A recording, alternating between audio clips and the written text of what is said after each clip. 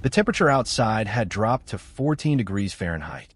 Wind cut across the open plain at 30 miles an hour.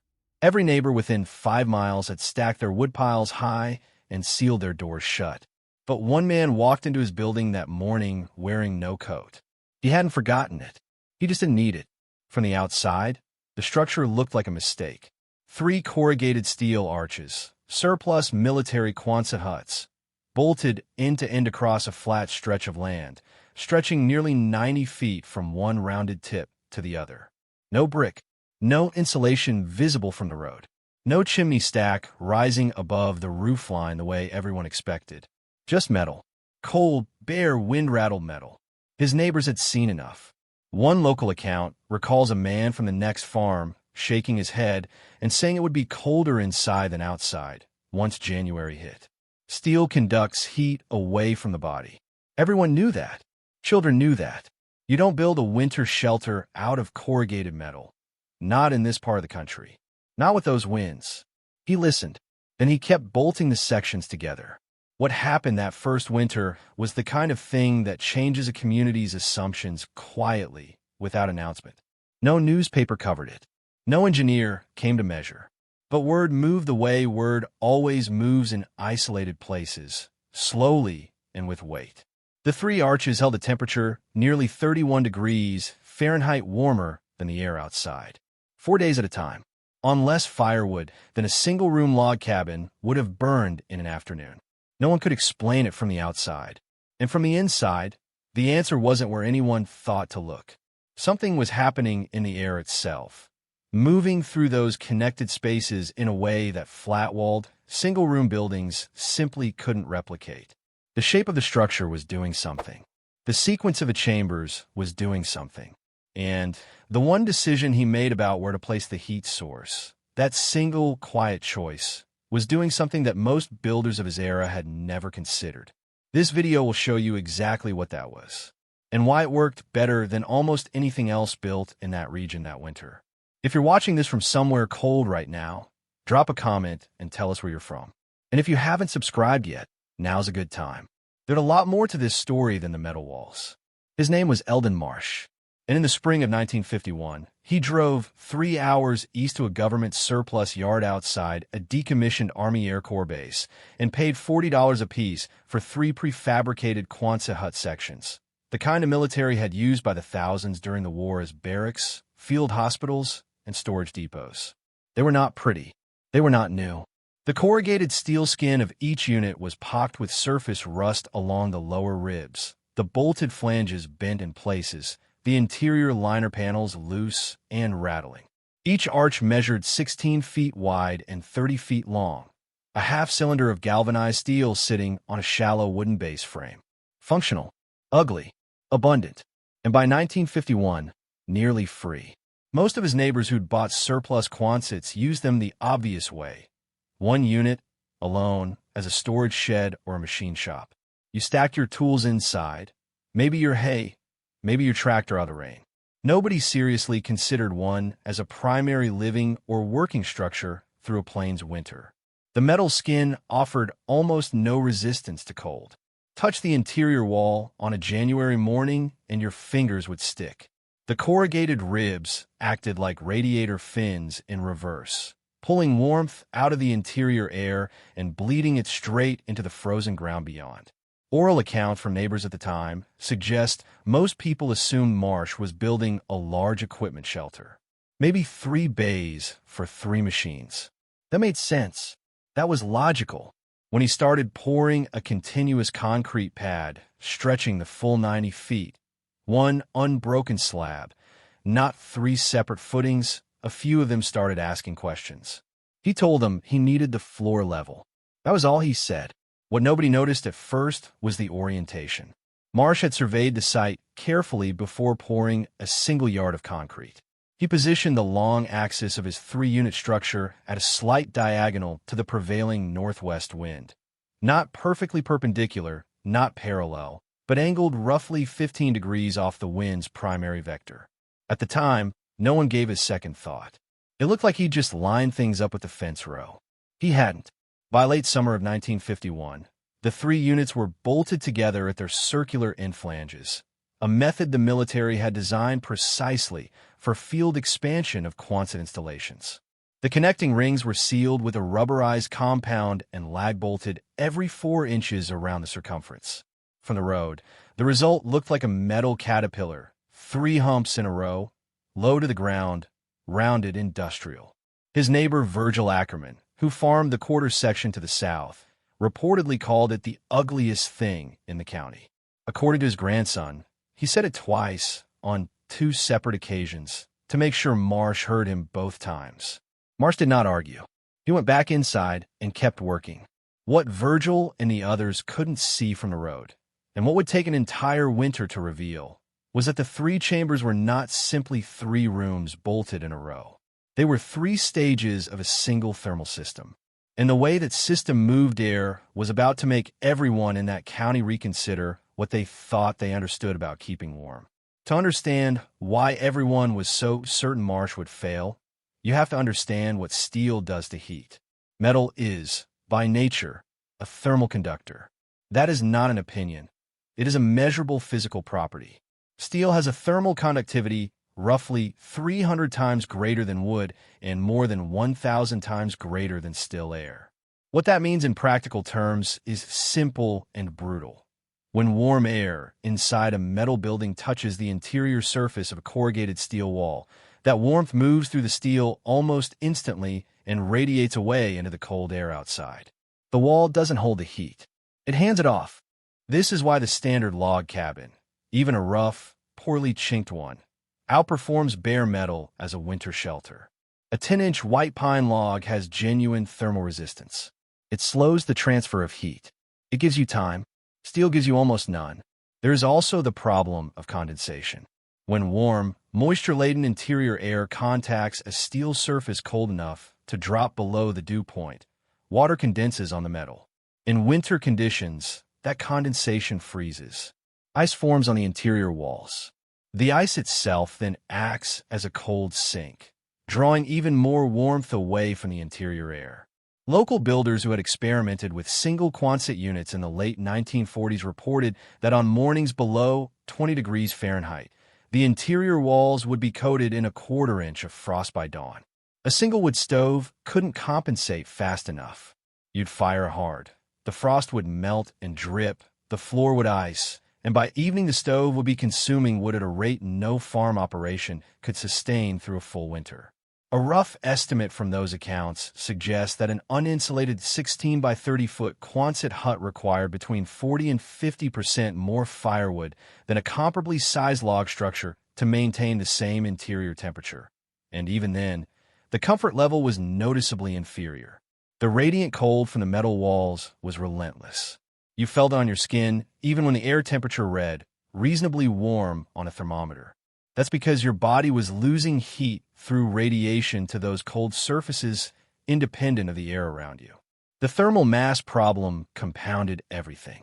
Unlike stone, brick, or even packed earth, corrugated steel has virtually no capacity to store heat.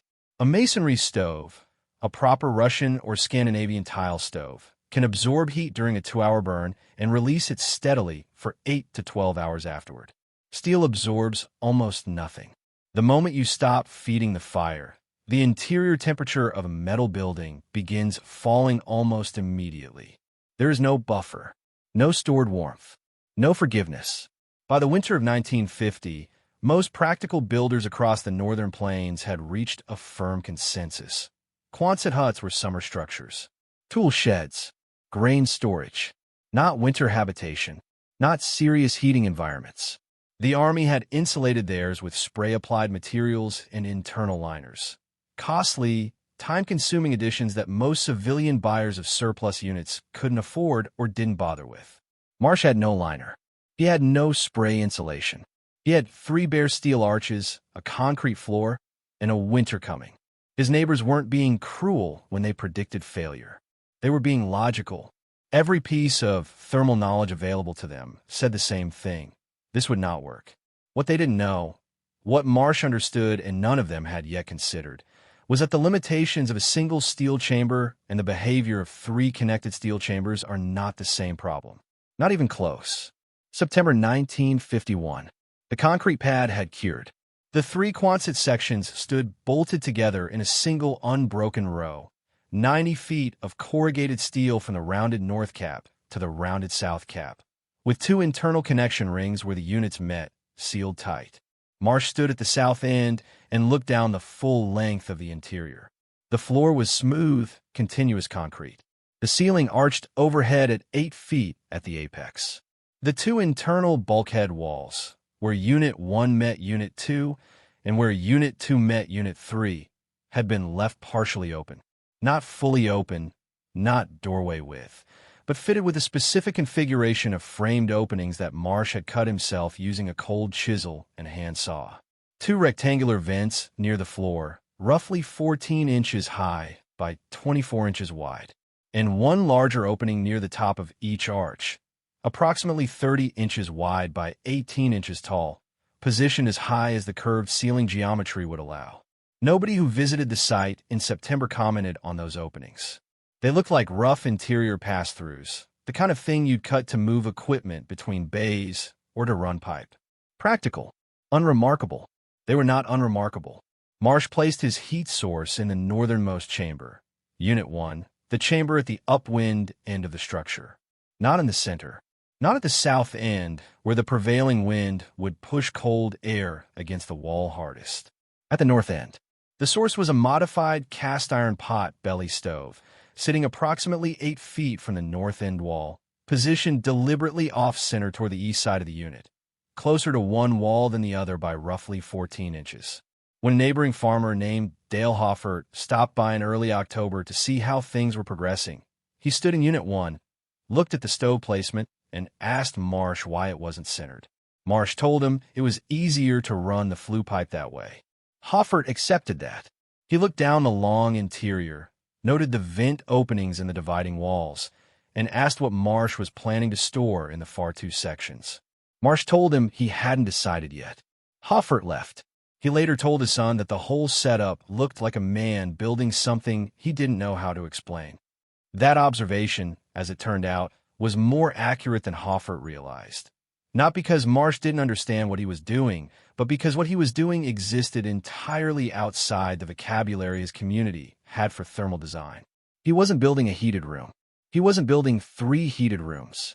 He was building a heated corridor, a directed airflow system where temperature, buoyancy, and pressure differential would do the work that insulation alone could never accomplish in bare steel. The vents in the bulkhead walls were not pass-throughs. They were valves. The low vents allowed cool, dense air, which settles toward the floor in any enclosed space, to pass from the warmer chamber into the cooler adjacent one, drawn forward by the pressure differential created by the stove's draft. The high vents allowed warm air, which rises and accumulates at the ceiling of any arch, to pass in the opposite direction, carrying heat rearward from the active burn chamber into the second unit, and then progressively into the third. It was a counterflow thermal loop inside a sealed steel tube, and it was about to face its first real test. To fully grasp what Marsh had built, it helps to set aside the word building for a moment and replace it with a different word, channel. A single Quonset hut is an enclosure. 3 Quonsets bolted end to end, connected by precisely positioned vent openings, is something fundamentally different. It is a thermal channel, a shaped pathway through which air moves not randomly, but directionally, driven by the physics of temperature and pressure. Here is the principle in plain terms. Warm air is less dense than cold air. In any enclosed space, warm air rises and cold air sinks. This is not a preference, it is a physical law. In a flat-ceilinged room, warm air accumulates uselessly at the ceiling, far from the people and surfaces that need the heat. You've likely felt this yourself. Standing in a cold room near a working heater, your feet are cold and your head is warm, but the overall comfort remains poor. The semicircular geometry of the Quonset arch changes this dynamic in a specific way. The curved ceiling guides rising warm air not to a flat, static overhead layer, but into an apex, a concentrated ridge running the full length of the structure. That ridge of warm air, given a pathway, will travel. it will follow the ridge line. And if that ridge line connects 3 chambers in sequence, the warm air will move through all 3, progressively from the heat source outward, as long as there is a pressure differential to drive it. Marsh's vent configuration created that differential deliberately. The stove in Unit 1 consumed oxygen and produced hot combustion gases, which exited through the flue. That combustion process lowered the air pressure slightly inside Unit 1 relative to the adjacent units. Cool air was drawn inward through the low-floor vents from Unit 2 into Unit 1, replenishing what the fire consumed. Simultaneously, the warm air that had risen to the apex of Unit 1's arch was pushed, gently, steadily, through the high vents into Unit 2. Unit 2 warmed. Its own warm air accumulated at the apex and began migrating through the high vent into Unit 3. The system was not a furnace. It was a cascade. Heat moved through the structure the way water moves through connected pools at descending levels, always seeking equilibrium, always flowing from higher concentration to lower, never stopping as long as the source continued producing.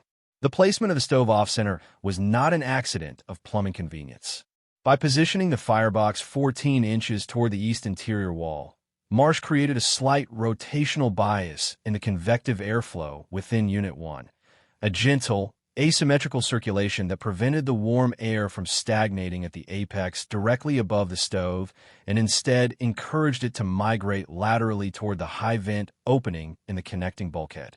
Small adjustments, invisible reasoning, enormous effect. The orientation of the entire structure also contributed. By angling the long axis 15 degrees off the prevailing northwest wind, Marsh ensured that the wind pressure on the exterior was never perfectly perpendicular to either end cap. A direct broadside wind against a rounded end cap creates a localized high-pressure zone that can infiltrate through gaps and disturb interior airflow. The slight diagonal deflected that pressure, letting the wind slide past rather than push against. The interior air column remained stable. The thermal cascade remained uninterrupted. The concrete floor played a role as well, one Marsh almost certainly understood from practical experience. Concrete, unlike wood or packed earth, has a moderate thermal mass. It is not as effective as stone or brick, but it is not negligible either. A 90-foot continuous concrete slab, once warmed by hours of interior heat, would absorb and hold a meaningful amount of thermal energy, releasing it slowly back into the air during the coldest overnight hours when the stove burned low. Local accounts suggest the slab took approximately 3 days to fully charge during the first sustained heating period. After that, the overnight temperature drop inside the structure was measurably slower than during those first 3 days. Marsh had taken a material that everyone agreed was thermally useless in winter, corrugated steel, and turned its one useful geometric property, the arch, into an engine of heat distribution. He had not fought the physics of metal. He had worked entirely within them, using air movement to accomplish what thermal mass could not. The question was whether it would be enough when January arrived in full. The cold front arrived on the 14th of January, 1952. It came down from a northwest without much warning, the way the worst ones always did on the northern plains. The barometer dropped overnight. By dawn, the temperature had fallen to 4 degrees Fahrenheit and the wind was running at 25 miles an hour out of the northwest, pushing the wind chill to somewhere below -20. The kind of morning where exposed skin burns in under 3 minutes and diesel engines refused to turn over without a preheat. Marsh was up before first light. He had stoked the pot-belly stove in Unit 1 the night before with a full load of split cottonwood, dense, slow-burning, not the best firewood by any measure, but what he had. He added 2 more splits at 5 in the morning and let the fire settle into a steady, moderate burn. He was not running it hard. He was not panicking. He opened the low vent panels he had fitted with simple wooden slides, adjustable, hand-operated, and watched the fire's behavior for a few minutes before going to check the rest of the structure.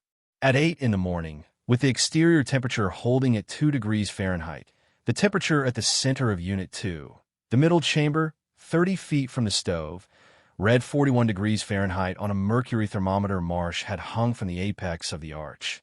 At the far end of Unit 3, 60 feet from the stove, it read 34 degrees Fahrenheit. Not warm by any standard of comfort, but above freezing. Continuously, measurably above freezing, at 60 feet from a single moderate fire, in a bare steel structure, in one of the coldest mornings of the decade. His neighbor Dale Hoffert had cattle in trouble that morning. A water line had frozen and 2 of his animals were showing signs of cold stress. He came to Marsh looking to borrow a pipe wrench and stayed for 20 minutes standing in the middle of Unit 2, holding his thermometer, looking at the number, and not saying anything. 41 degrees. 60 feet from a stove burning cottonwood at a moderate rate. Outside, 2 degrees Fahrenheit. The differential was 39 degrees Fahrenheit. In an uninsulated steel building. Hoffert later told his son that he walked back across the field to his own barn, a well-built, double-walled wood frame structure with a proper stone foundation, and checked his own thermometer.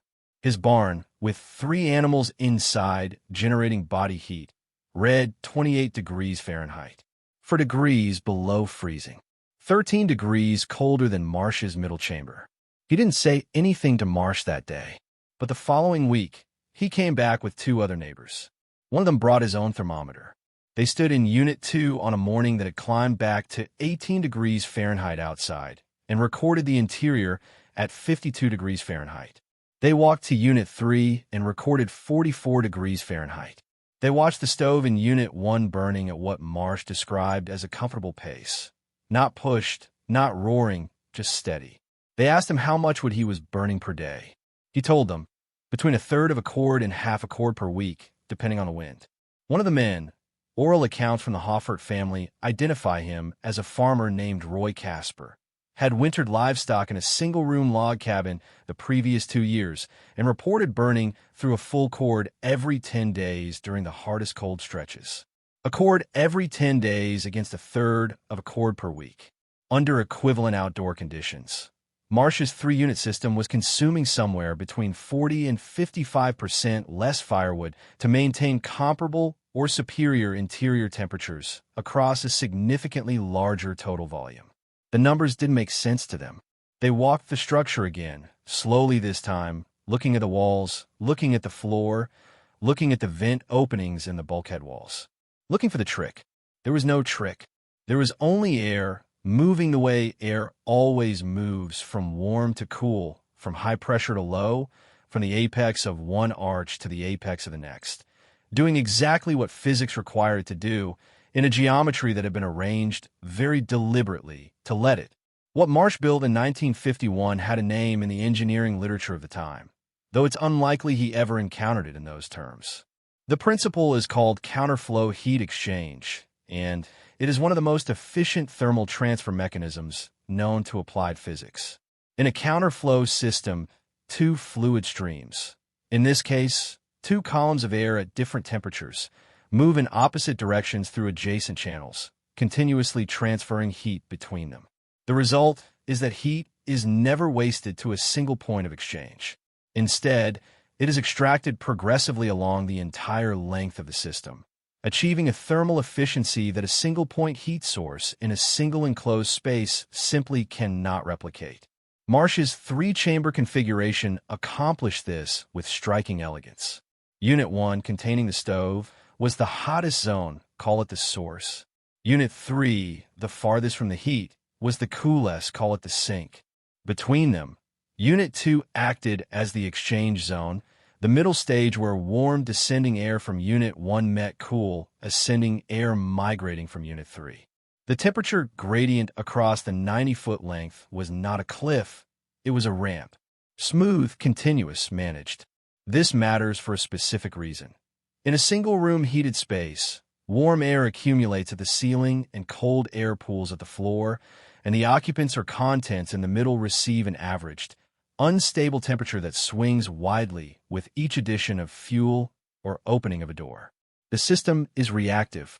You heat it, it peaks, it drops, you heat it again.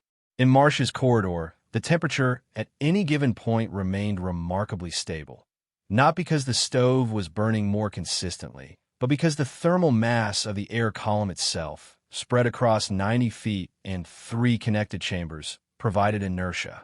A temperature spike in Unit 1 took between 40 and 60 minutes to fully propagate to Unit 3. A drop in fire intensity took equally long to register at the far end. The system had, in effect, built-in thermal lag, a buffer that smoothed out the peaks and valleys of a wood-burning fire into something approaching a steady state. The concrete floor amplified this effect.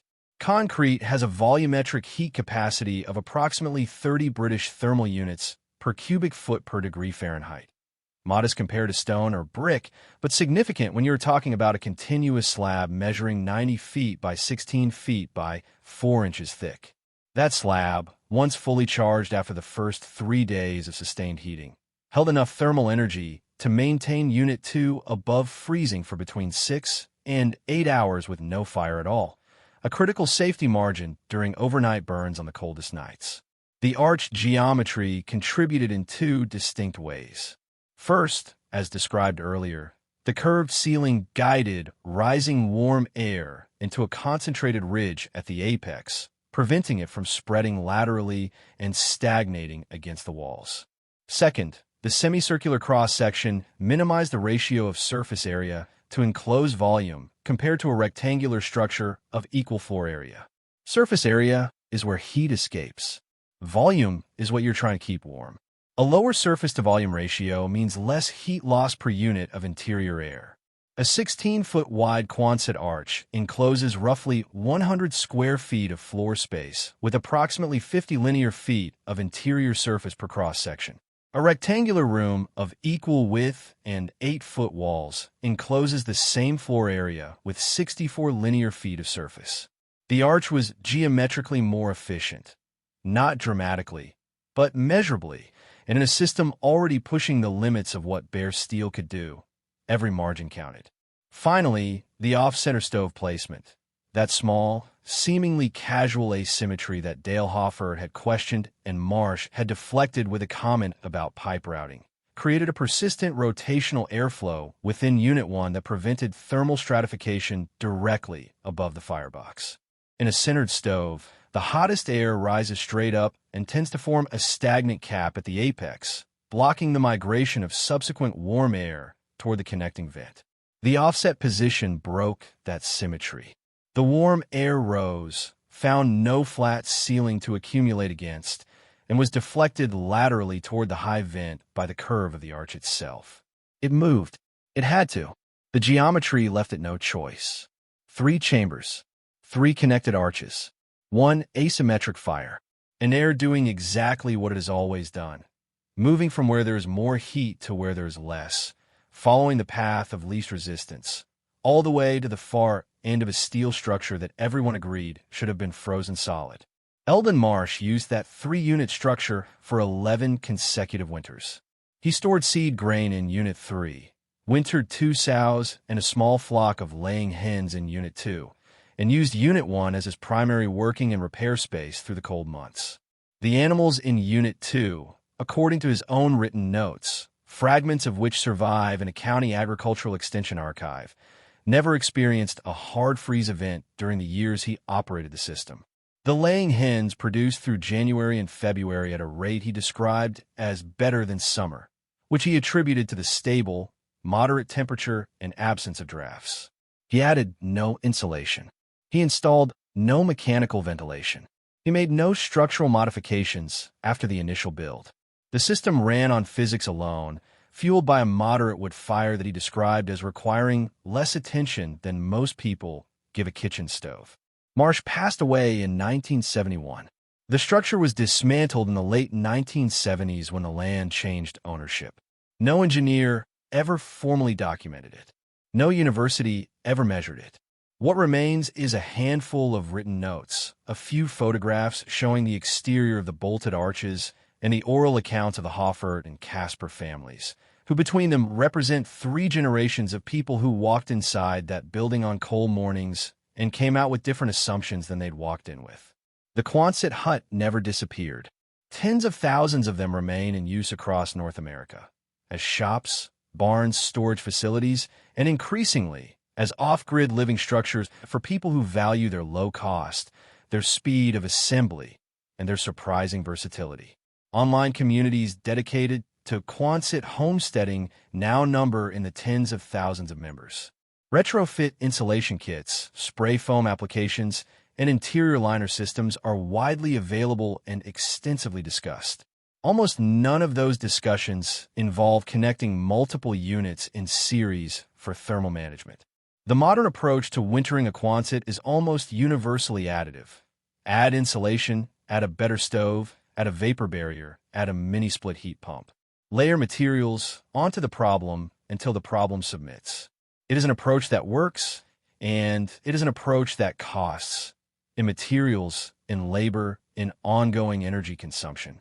What Marsh demonstrated was a subtractive alternative. Instead of fighting the thermal limitations of a single steel chamber with more and more added materials, restructure the geometry of the problem itself. Connect the chambers. Direct the airflow. Use the arch. Let the physics carry the heat to where you need it, across a distance that would defeat any single-point system working alone. Modern building science has, in fact, validated the core principles Marsh applied intuitively. Passive house standards, the most rigorous energy efficiency framework currently in use, place enormous emphasis on continuous air volume management, thermal bridge reduction, and the use of building geometry to minimize surface-to-volume ratios. The counterflow heat exchange principle is standard in high-efficiency mechanical ventilation systems. The value of thermal lag and heat storage in floor mass is a foundational concept in passive solar design.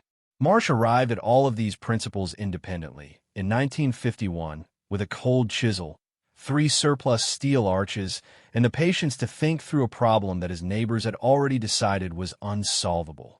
The building looked like nothing. From the road, it was 3 metal humps in a field. From the inside, on a January morning when the wind was running hard out of the northwest and the thermometer outside read single digits, it was something else entirely. It was proof that the shape of a space, not just the materials it is made of, determines what heat does inside it. And that is a lesson that cost Eldon Marsh $40 per arch, one winter to prove and nothing at all to pass on. This content is educational and historical in nature. It does not substitute for qualified engineering or construction advice.